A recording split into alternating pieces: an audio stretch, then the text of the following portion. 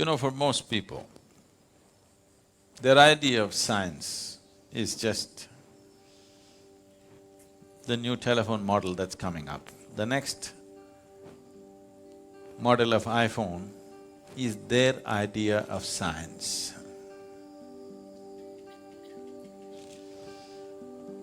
All these people who never ever were interested in any kind of physics, now talking about particle physics world over, everybody is talking about particle physics, that's an achievement. Breaking a proton and coming up with a boson, is that an achievement? That needs to be seen.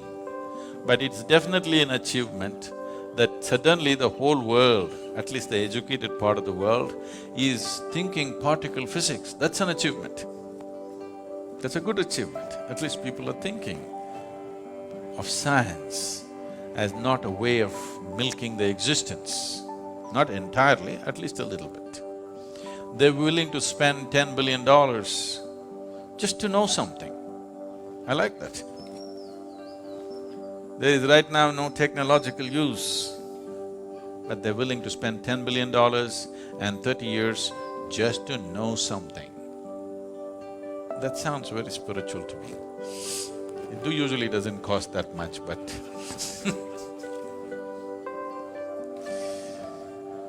So, having achieved one thing, having made a social goal,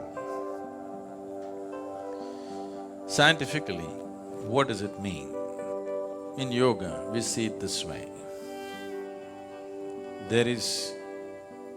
Existence is like this. There is something called as sthula, sukshma, shunya, shiva. Sthula means the gross existence, physicality is sthula. Everything that you can see, everything that you can sense through five sense organs, everything that you can see, smell, taste, hear and touch is considered sthula. This can be analyzed with your intellect and understood and grasped. And this is always made of, as we know today, of anu or atoms, because it's physical in nature. It's a complete building block of existence is an atom. And if it's made of an atom, once enough number of atoms are there, we can touch it, we can smell it, we can taste it, we can see it if it becomes big enough. Initially in a microscope, after that with our bare eyes, we could see it.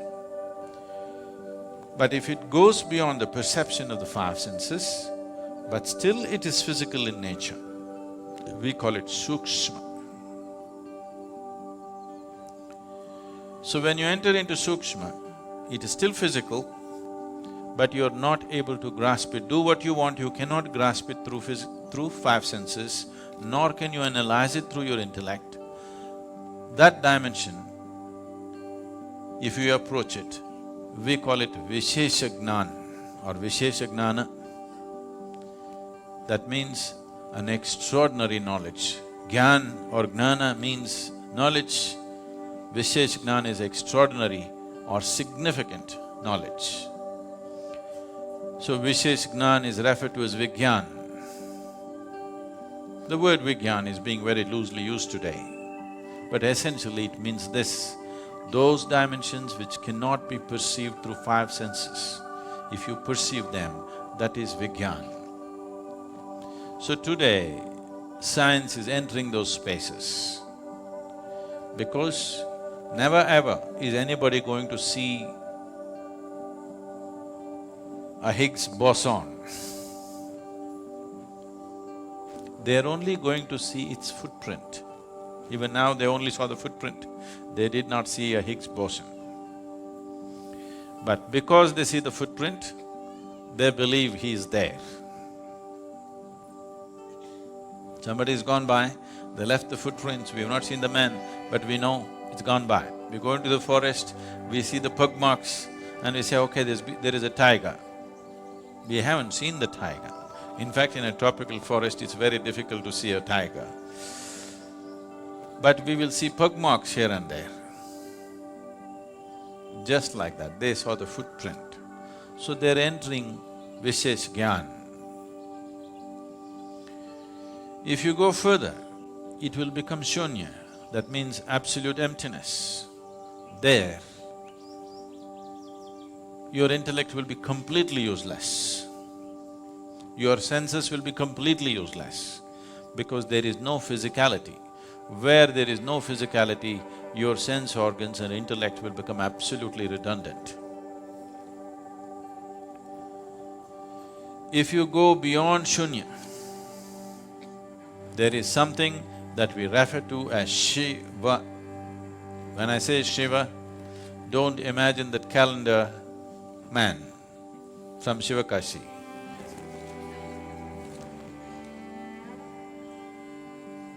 Shiva means that which is not. If you touch that which is not, we have always seen it is not physical in nature. It is not physical in nature means it does not exist, but it is opaque. How can that be? It is not in the realm of your logical mind.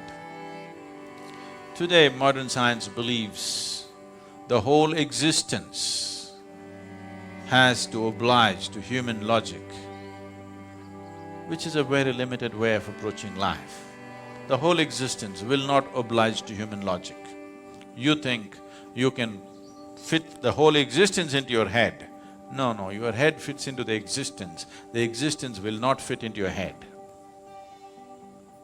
Your logic can analyze the physicality of the existence. Once you cross the physical dimension, your logic is completely out of its realm. So, because this is a dialectical culture, the same science has been expressed in story forms. I cannot go into the whole story, it's a long story. But when I told this story to one of the top scientists in the world, when I was speaking to him and I explained this, see, this is how it is, this is the nature of the existence. This is from the yogic lore, but we are always told not to believe the lore till it becomes a reality in your experience. And this is the reality in my experience. If you go like this is what will happen. So when I spoke to this very top-level scientist, who's a Nobel laureate, and I was telling him that this is what it is, there were a group of… Hello? There was a group of them, and when I explained, this is how it is within me, what do you think? They said, Sadhguru, if you can give a mathematical backbone to what you're talking, this is Nobel Prize stuff. Can you give a mathematical background? I said, I'll never bother about the mathematics. It's true for me and it has transformed everything that I am because it's true for me. Everything that I ever was changed simply because I touched this dimension within me. I don't wish to work equations for that. And anyway, Nobel Prize wouldn't mean anything to me, I would be too embarrassed by such things. So, this story, because I will make it so brief, there could be holes in it. If I make it elaborate enough, there'll be no holes in the story, it's a perfect theory. And we have proved it within ourselves that it is true. But you want to build a $10 billion instrument under the ground to prove the same thing, it's up to you. This can be experientially proved within yourself. if you are willing to go into the depths of what this is, because this is made exactly the same way the whole universe is made. If you go deep enough into this and you know how this is made, by inference, you know how everything in the universe is made. By inference. And even now, science is also only inferring. Today modern science has admitted that it's an ever-expanding universe or an endless universe. Rather, ever-expanding is a yogic term, they are calling it an endless universe. If it's an endless universe, trying to travel across the universe and find out the nature of the universe is untenable, isn't it? Simply out of question. The only way you could know the nature of the universe, nature of the creation and the source of creation is by going inward, because whatever you ate in the morning, whether it's a idli or a dosa or a banana, has been transformed into a human being in the last few hours. Nobody else can do this except the source of creation. So if the source of creation is right here, if you want to know anything about creation, isn't it the best place to consult? If you want to know anything about creation, isn't the source of creation the best place to consult? And if you had to go to heaven for this, you could give it up. If it is right here, why don't you consult? Simply because you're too enamored by your own thought. You think you are going to capture the whole universe with your thoughts. It is a foolish way to approach. The only reason why science has survived is because of technology. It keeps throwing out technologies. If no technologies were coming out of science, they were just talking about all the things that they have been talking, people would have beaten them down for the money that they spent. And it's happened in the past, when there were no technologies and people just spoke science, they were beaten down, isn't it? So, science has its value in terms of utility, but science cannot open up the existence for human experience. It will not, it can never do it because they are going with intellect. Intellect as an instrument works only to dissect. The only way intellect can approach anything is to break it up and see. If you ask a scientist to find out something about this flower, first thing is he will break it up into pieces. I think I should ask a scientist to make me understand one of you. He will talk about dissecting you then. If you break this up, you may know many parts of this. You may know the structure of it, you may know the chemistry of it, but you will not know the beauty of it. You will not know the completeness of it, because the flower is an expression of a plant finding its fulfillment. It is the highest thing for the plant. For its life, this is the highest happening. It's the flowering of that life. You will not know that. You will not see the hand of the Creator in this if you break it up. But as a whole, if you're willing to pay attention, absolute attention, if in your approach you make this flower more important than yourself and keep your focus on it, you will see the whole universe in this. If you break it up, you will have petals, you will have other parts of the flower, and you will come to vulgar conclusions, and then you will learn how to make use of it. So right now, unfortunately, our approach, what we call as science, has become like this: how to use everything in the universe for our benefit. If you see a tree, in America they call it wood, it's become. Anything we see, how to make use of it. Anything we see, how to make use of it. Even an invisible atom, we won't leave. Even the goddamn boson. Already people are talking about in how many ways it could be used.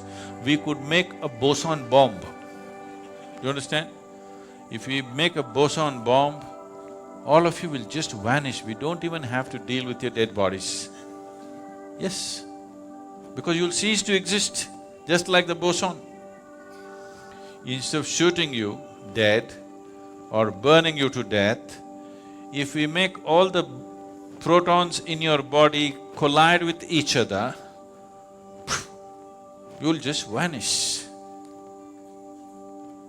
You want the technology? But they will tell you, no, there could be medical uses to it. We could do this, we could do that. Yes, I know all that. But just the idea, it doesn't matter what, you cannot look at anything without thinking, in what way can I make use of it, is a very crass way to exist.